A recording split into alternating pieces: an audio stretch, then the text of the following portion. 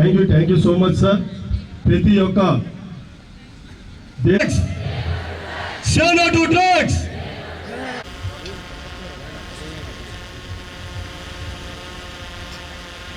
వేదిక మీద కూడా హృదయంగా దగ్గరగా తీసుకుంటాం సార్. మరి ఈనాటి కార్యక్రమంలో మరి తదుపరి మాట్లాడవలసిందిగా అదేవిధంగా ఏఎంసీ చైర్మన్ గా కోరుతున్నాం సార్.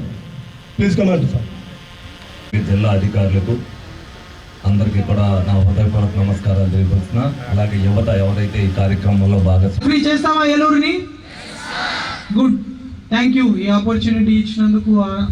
అద్భుతమైనటువంటి కార్యక్రమాలు చేస్తూ మరి ఆగస్టు 15, 2020లో 2020లో ఈ నిషాముక్త్ ప్రాబ్లం లేకుండా క్లియర్ చేసే దాంట్లో మీరు కూడా భాగస్వామ్యులు కండి. ఇంకొకటి, ఇలా చెప్తే పోలీస్ కేసు పెట్టేస్తారేమో, మా ఫ్రెండ్కి ఇబ్బంది అవుతుందేమో, మా ఫ్రెండ్ కెరియర్ స్పాయిల్ అవుతుందేమో, అట్లా 9, 7, 2. సో మళ్ళీ ఒకసారి ఇప్పుడు గట్టిగా చెప్పాలి. కలెక్టర్ గారు పాయింట్అవుట్ చేశారు, బాయ్స్ అందరూ చెప్పట్లేదు అని. భాగంగా ఈనాడు 5వ వార్షికోత్సవంలో విచ్చేసినటువంటి గౌరవనీయులు మరియు జిల్లా మేజిస్ట్రేట్, జిల్లా కలెక్టర్ అయినటువంటి ఆ పెడ్లర్స్ ని, ఈ సిగరెట్లు అమ్మే వాళ్ళని మీ ఏరియాస్ లో ఈవ్ టీజర్స్ మీద భారతదేశ ప్రచారంలో గరిష్ట సంఖ్యలో యువత పాల్గొనడం చాలా ముఖ్యం.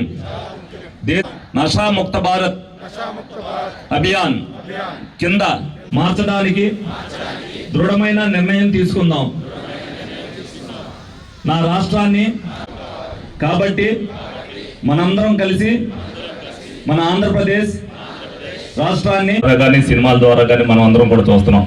అందుకనే ఎవ్వరు కూడా పిల్లలు కానీ ఎవరైనా సరే వాటి జోలికి వెళ్ళకోకుండా వాటి గురించి తెలిసినా సరే బాధ్యతాయుతంగా మరి అందరూ కూడా ఇమీడియట్గా మరి పోలీసుకి కానీ దగ్గరున్న ఏదైనా కేంద్రానికి కానీ మీరు ఇన్ఫార్మ్ చేయవలసిన బాధ్యతను ప్రతి ఒక్కరు కూడా తీసుకోవాలి. ఏదైతే మన అందరం కూడా ఇండియాలో డ్రగ్స్ అనేది లేకుండా చేయాలి అని అంటే ప్రముఖ పాత్ర యువతే మరి అందరూ కూడా తీసుకోవాల్సిన బాధ్యత మీ అందరి మీద కూడా ఉంది.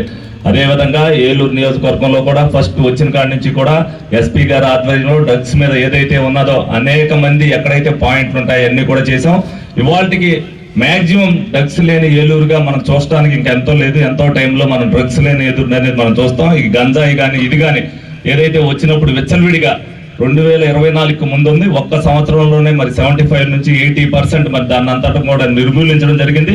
100% ఎక్కడైనా సరే డ్రగ్స్ గంజాయి తేవాలన్నా అమ్మాలన్నా కూడా భయపడే పరిస్థితి రేపు రాబోయే రోజుల్లో ఉంటది. కాబట్టి దాంట్లో యువత ప్రముఖ పాత్ర వహించవలసిన అవసరం ఎంతైనా ఉంటది. కాబట్టి మొన్న కూడా ఎక్కడైతే స్కూల్ దగ్గర ఏదైతే బడ్డీ కొట్లు కానీ ఈ కానీ ఉన్నాయో అవన్నీ కూడా 100 మీటర్ల దూరంలోనే ఉంటే పిల్లలు కూడా అక్కడ దగ్గరికి ఎవరు వెళ్తకోకుండా ఉంటారనే ఉద్దేశంతో వాళ్ళు కూడా ఏదైనా వ్యాపారం చేసేటప్పుడు వాళ్ళ ముసుగుల్లో చేస్తున్నారని చెప్పి వాటి మీద కూడా మరి కట్టుదిట్టమైన చర్యలు తీసుకోవడం జరిగింది. ఈ రోజు మనం ఇక్కడ అందరూ కలిసి మాట్లాడుకోవడానికి ఒక ముఖ్య కారణం ఏంటంటే, ఇందాక నేను చెప్పాను ఈ ఫ్యూచర్ అని చెప్పి, ఆ ఫ్యూచర్ని నాశనం చేయడానికి రకరకాల శక్తులు, ఇతర దేశాలు కావచ్చు, ఒక దేశం మీద యుద్ధం చేయాలంటే బాంబులో లేకపోతే విమానాలతోనే యుద్ధం చేయాల్సిన అవసరం కాదు. ఉంటాయి. ఒక దేశాన్ని నాశనం చేయాలంటే బాంబులో ఇంకొకటి వేయాల్సిన అవసరం లేదు. ఆ దేశ భవిష్యత్తు అయిన యువతకి డ్రగ్స్ అలవాటు చేస్తే చాలు. వాళ్ళే దొంగలుగా తయారవుతారు, వాళ్ళే మర్డరర్స్గా తయారవుతారు. ఆ డ్రగ్స్ అందనప్పుడు వాళ్ళ తల్లిదండ్రులనే కొట్టడము, వాళ్ళ తల్లిదండ్రుల నుంచే తోసుకోవడము, వాళ్ళ అక్కా చెల్లెల మీద అఘాయిత్యాలు చేయడం, అన్నిటికి కూడా డ్రగ్స్ మూల కారణం ఉంటుంది. అది చాలా సులభం అలాంటి యుద్ధం చేయడం. అలాంటి యుద్ధం ఆల్రెడీ పాకిస్తాన్ లాంటి దేశాలు, శత్రు దేశాలు, పంజాబ్ కానీ ఇట్లాంటి రాష్ట్రాలన్నింటిలో చేస్తున్నారు. సో అలాంటి విద్రోహ శక్తులు, అంతేకాకుండా మన లోకల్ ఏరియాల్లో కూడా ఉంటారు. చిన్న చిన్న రౌడీల్ని పెంచుకుంటూ, వాడి దగ్గర రౌడీలు చేరాలంటే ఇవాళ బాగా చదువుకుంటే ఎవరు వాడి దగ్గర తిరగరు కదా.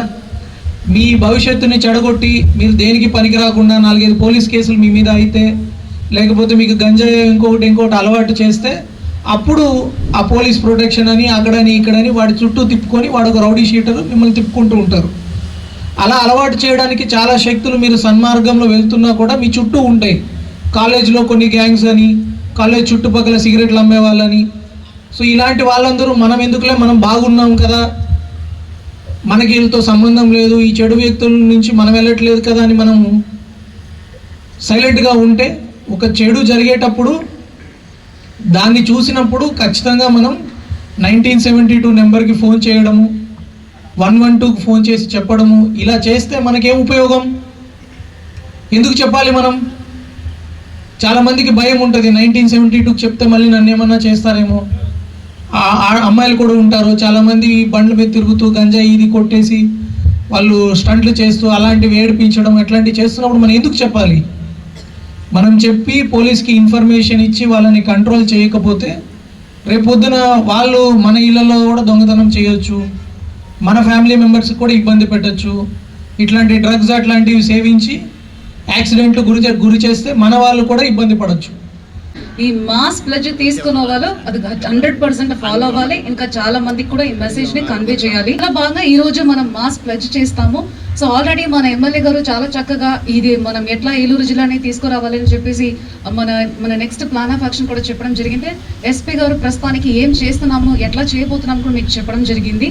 సో మీ అందరూ ఈ రోజు ఈ మాస్ ప్లెడ్జ్ తీసుకున్నదిలా మీ టేక్ అవే మెసేజ్ ఏదంటే, అంటే మీరు నేను డ్రగ్ తీసుకుంటా అంటే నేను కాదు కదా, నన్ను ఎందుకు పిలిచారంటే మీరు ఒక ఆడియన్స్గా ఉండొచ్చు. మీకు తెలిసిన వాళ్ళు పక్క ఇంట్లో ఎవరో ఒకరు తాగి కొట్టచ్చు, డొమెస్టిక్ వైలెన్స్ చేయొచ్చు, సిగరెట్ తాగొచ్చు, స్మోకింగ్ చేయొచ్చు, డ్రింక్ చేయొచ్చు, ఐడి లిక్కర్ నాటు చారాయం కూడా ఎక్కువ కొన్ని చోట్ల గతంలో ఉండదు. సో ఇలాంటి ఇది డ్రగ్స్ గంజా ఏమైనా మీకు ఇన్ఫర్మేషన్ తెలిస్తే 3 నంబర్లు ఉన్నాయి, మీకు ఏది ఈజీగో ఆ నెంబర్కి ఫోన్ చేయండి. మన ఎస్పీ గారు చెప్పినట్టు అనానిమస్ గానే ఉంటుంది. ఇట్లా మీ ఆఫీస్లో మీ కాలేజ్ పరిధిలో ఇక్కడ ఎవరో ఒకరు అమ్ముతున్నారు అని మాకు ఇన్ఫర్మేషన్ ఇవ్వాల్సిన రెస్పాన్సిబిలిటీ మీకు ఉన్నాయి. మీరు ఆ ఇన్ఫర్మేషన్ ఇచ్చిన వల్ల మీకు ఎలాంటి ప్రాబ్లం రాకుండా మేము చూసుకుంటాము.